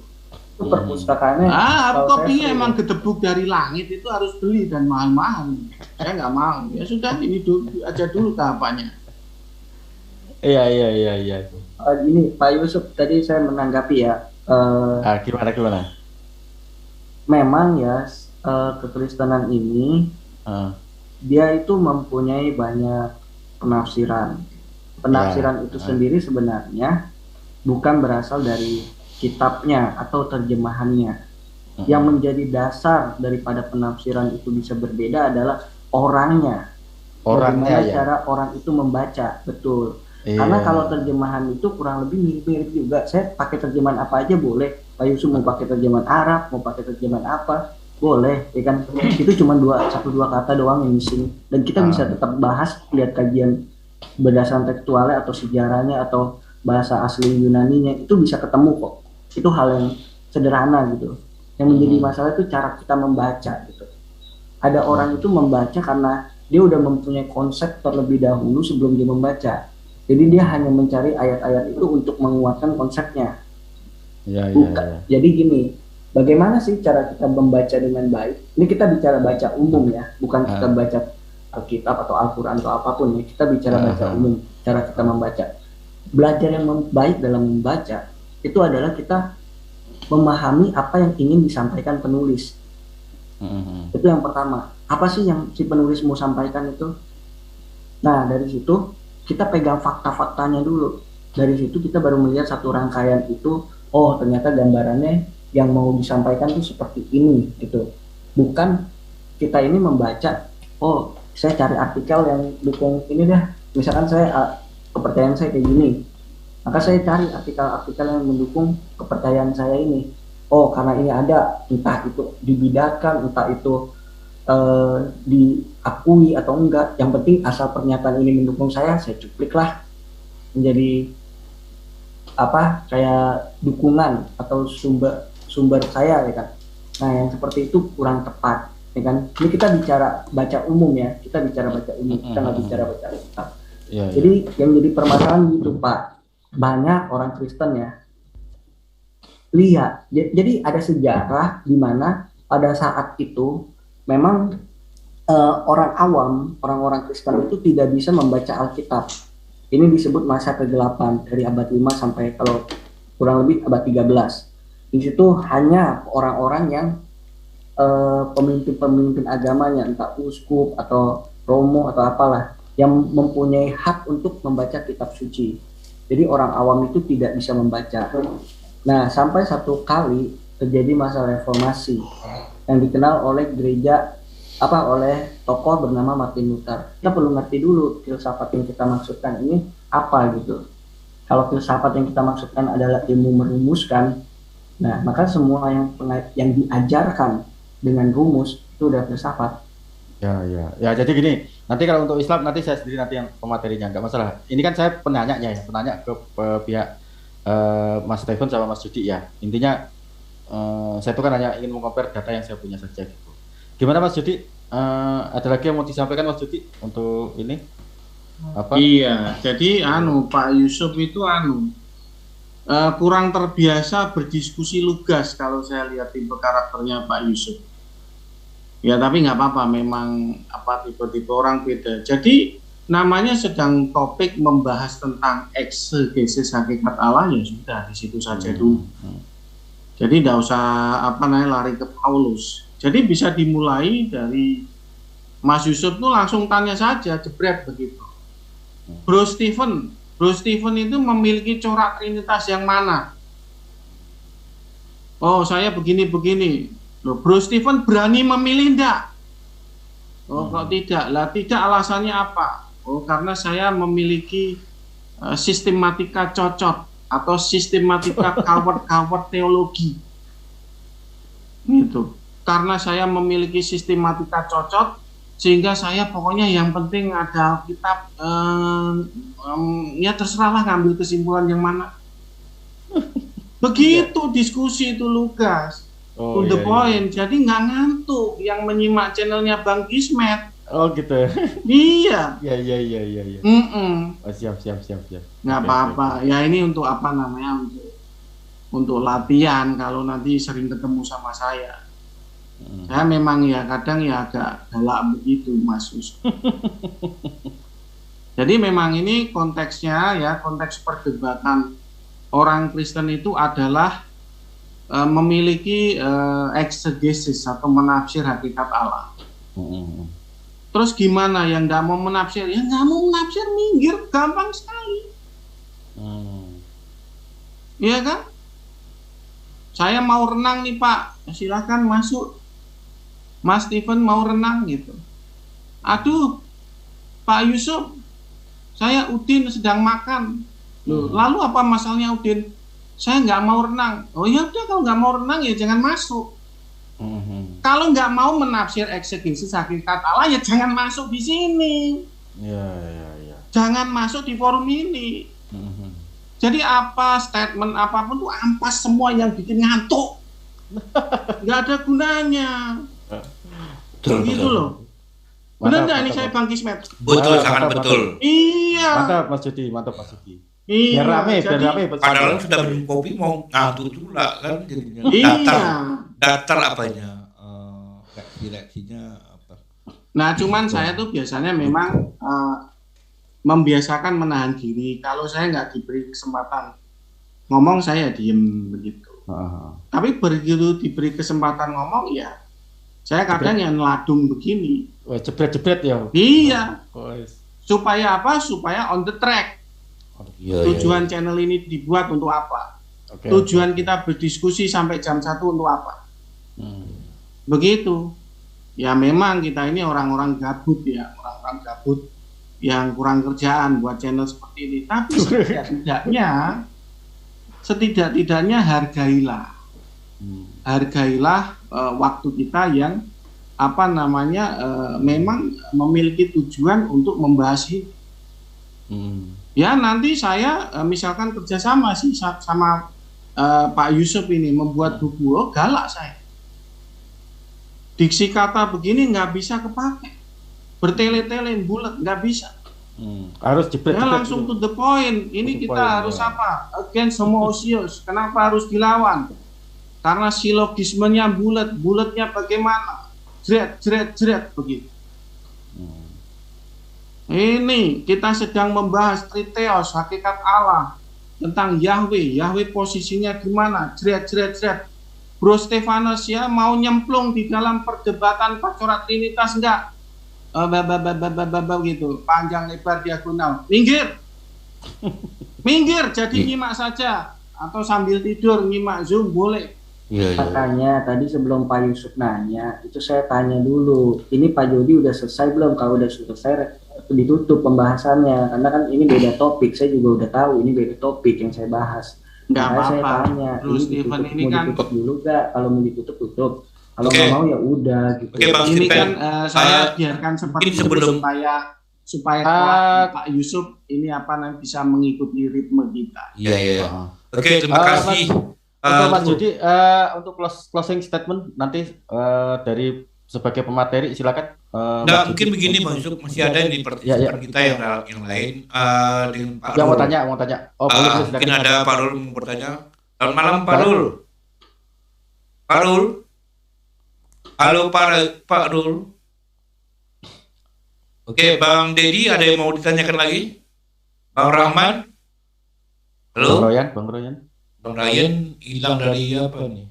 Sinyalnya. Udah Bang Ryan, mimpi ke Malaysia semua.